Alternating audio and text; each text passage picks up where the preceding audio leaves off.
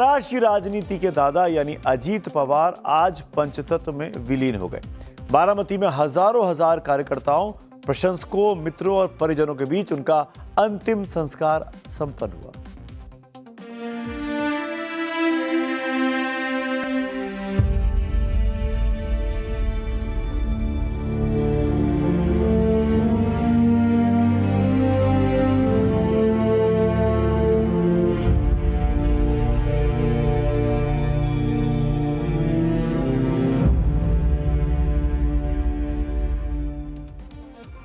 Ajit Pawar NCP के सर्वे सर्वा थे, प्रमुख थे। इसीलिए सबसे बड़ा सवाल यही है कि अब पार्टी की बागडोर किसके हाथों में होगी। एनसीपी के खेमे से कोई उप मुख्यमंत्री बनेगा क्या फडणवीस सरकार में, और बनेगा तो कौन बनेगा? क्या वो अजीत पवार की पत्नी जो सांसद है राज्यसभा की सुनेत्रा पवार वो होंगी, या उनके बेटे पार्थ या जय में से कोई एक होगा, या पार्टी के यानी एनसीपी के किसी और सीनियर नेता को उप मुख्यमंत्री महाराष्ट्र की सरकार में बनाया जाएगा? इन सवालों के जवाब पर आने से पहले उन सवालों का जवाब जरूरी है, वो हादसा हुआ कैसे जिसने महाराष्ट्र की राजनीति में एक नया शून्य पैदा कर दिया है। अब इस बात की जांच होगी कि उस वक्त मौसम की स्थिति क्या थी जब यह विमान हादसा हुआ।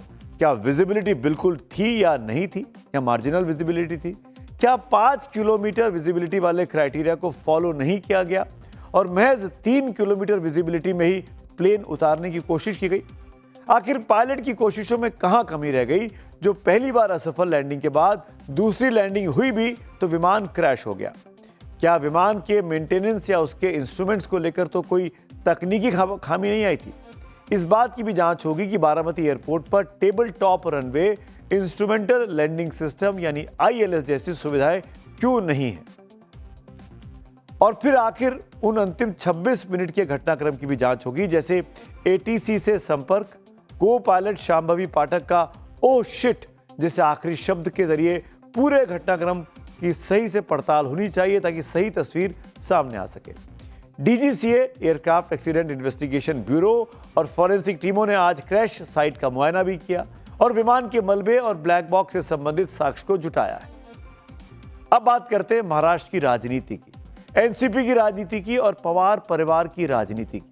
अजीत पवार के बगैर ही क्या वो चल पाएगी, और चलेगी तो कैसे? एनसीपी के सर्वे सर्वा अजीत पवार अब नहीं है, वो सब कुछ हुआ करते थे। उनके निधन के बाद राज्य की राजनीति में कई विकल्प बनते दिखाई दे रहे हैं। पहला विकल्प यह कि अजीत पवार के एनसीपी का नेतृत्व अब उनकी सांसद पत्नी सुनेत्रा पवार करें। एनसीपी का एक खेमा ऐसा चाहता भी है कि सुनेत्रा पवार पार्टी की बागडोर संभाल ले। दूसरा विकल्प यह है कि सुनेत्रा पवार दिल्ली की राजनीति करती रहें जबकि वो सांसद है, और बारामती सीट से अजीत पवार के बेटे पार्थ चुनाव लड़े। वो पहले भी एक बार लड़ चुके हैं, तब चुनाव हार गए थे। इस बार हमदर्दी का वोट उनको मिल सकता है, चुनाव जीत सकते हैं, और वैसे में पार्थ पवार को डिप्टी सीएम तक बनाया जा सकता है। तीसरा विकल्प यह कि अजीत पवार और शरद पवार की एनसीपी एक हो जाए, शरद पवार फिर से एनसीपी की कमान अपने हाथ पे ले लें, या फिर पार्टी का नेतृत्व सुप्रिया सुले संभाले। दोनों परिवारों ने हाल ही में अपने गढ़ पुणे और पिंपरी चिंचवाड़ में नगर निगम के चुनाव एक साथ मिलकर लड़े थे, तभी ये अटकलें भी थी कि दोनों एनसीपी एक होने वाली है। और चौथा विकल्प है कि अजीत पवार की पार्टी के नेता या सांसद अपनी अपनी सुविधा के हिसाब से अलग अलग दलों में जाकर विलय कर लें या उसका हिस्सा बन जाएं, जिसमें ज्यादा चांसेस है कि बीजेपी का फायदा हो सकता है। एक तो लोग मान रहे हैं क्या दोनों धड़े अब इकट्ठे हो जाएंगे? क्या शरद पवार, हालांकि उनकी तबीयत ठीक नहीं है, ठीक से बोल भी नहीं पा रहे हैं और बहुत ही दिखे आज, तो बहुत दुख भी लगा ऐसी खबर उनको मिली, क्योंकि उन्होंने अजीत पवार को ग्रूम किया था। तो और बाद में डिफरेंसेस हुए और उन्होंने 2023 में पार्टी अलग हो गई, ये तो सब हम जानते हैं। तो क्या शरद पवार ऐसी पहल कर सकते हैं? लेकिन ये भी एक मानने की चीज है कि अगर वो यूनाइटेड एनसीपी एनडीए के साथ जाने का निर्णय करती है तो शायद वो इकट्ठी रह सकती है। अगर वो नहीं करती है तो 80-90% अजीत पवार के एमएलए बीजेपी के साथ जाना चाहेंगे। शरद पवार जी जो भी फैसला लेंगे वो सबको मानना पड़ेगा। और ये इस पार्टी को आगे जाने के लिए रोहित पवार है, सुप्रिया सुले हो या सुनेत्रा पवार हो, ये और पार्टी के बाकी भी जो लीडर है उनको ही एक साथ आके फैसला लेना पड़ेगा, तभी ये पार्टी महाराष्ट्र में आगे अच्छा मतलब सफर तय कर सकती है। अजीत पवार एनसीपी के सर्वे सर्वा थे, प्रमुख थे। इसीलिए सबसे बड़ा सवाल यही है कि अब पार्टी की बागडोर किसके हाथों में होगी। एनसीपी के खेमे से कोई उप मुख्यमंत्री बनेगा क्या फडणवीस सरकार में, और बनेगा तो कौन बनेगा? क्या वो अजीत पवार की पत्नी जो सांसद है राज्यसभा की सुनेत्रा पवार वो होंगी, या उनके बेटे पार्थ या जय में से कोई एक होगा, या पार्टी के यानी एनसीपी के किसी और सीनियर नेता को उप मुख्यमंत्री महाराष्ट्र की सरकार में बनाया जाएगा? इन सवालों के जवाब पर आने से पहले उन सवालों का जवाब जरूरी है, वो हादसा हुआ कैसे जिसने महाराष्ट्र की राजनीति में एक नया शून्य पैदा कर दिया है।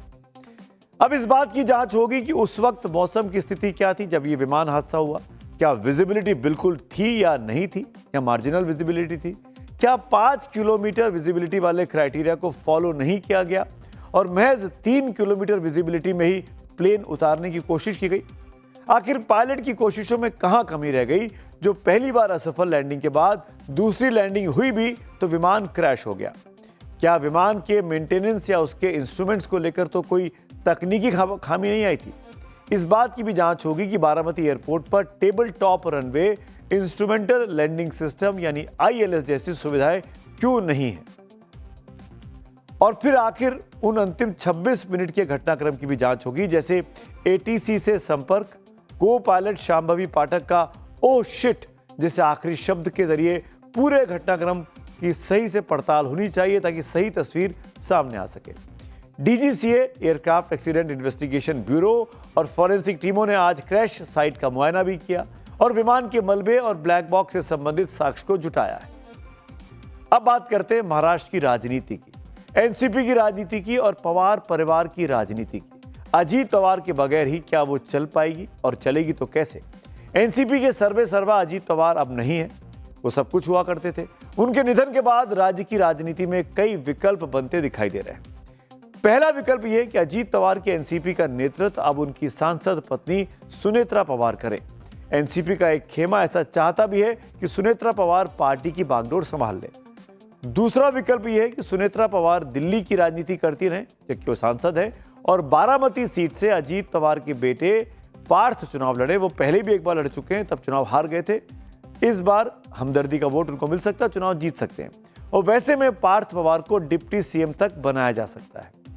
तीसरा विकल्प यह कि अजीत पवार और शरद पवार की एनसीपी एक हो जाए, शरद पवार फिर से एनसीपी की कमान अपने हाथ पे ले लें, या फिर पार्टी का नेतृत्व सुप्रिया सुले संभाले। दोनों परिवारों ने हाल ही में अपने गढ़ पुणे और पिंपरी चिंचवाड़ में नगर निगम के चुनाव एक साथ मिलकर लड़े थे, तभी ये अटकलें भी थी कि दोनों एनसीपी एक होने वाली है। और चौथा विकल्प है कि अजीत पवार की पार्टी के नेता या सांसद अपनी अपनी सुविधा के हिसाब से अलग अलग दलों में जाकर विलय कर लें या उसका हिस्सा बन जाएं, जिसमें ज्यादा चांसेस है कि बीजेपी का फायदा हो सकता है।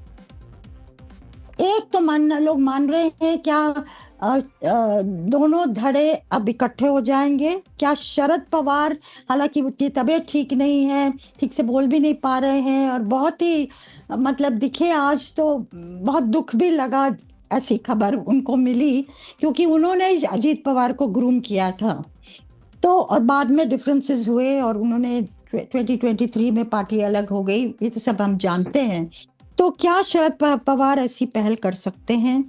लेकिन ये भी एक मानने की चीज है कि अगर वो यूनाइटेड एनसीपी एनडीए के साथ जाने का निर्णय करती है तो शायद वो इकट्ठी रह सकती है। अगर वो नहीं करती है तो 80-90% अजीत पवार के MLAs बीजेपी के साथ जाना चाहेंगे।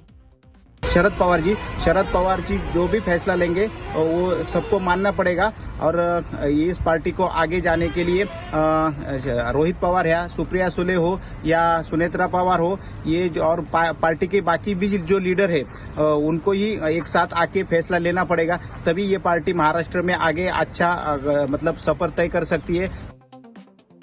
तो सुना आपने एक्सपर्ट की क्या राय है। हालांकि कुल मिला के कंफ्यूजन है कि एनसीपी का भविष्य क्या होगा। एनसीपी के पास सांसद भी हैं, विधायक भी हैं और अच्छा खासा बड़े बड़े नाम है। प्रफुल्ल पटेल जैसा नाम, छगन भुजबल जैसा नाम, अनिल देशमुख जैसा नाम, सुनील तटकरे जैसा नाम,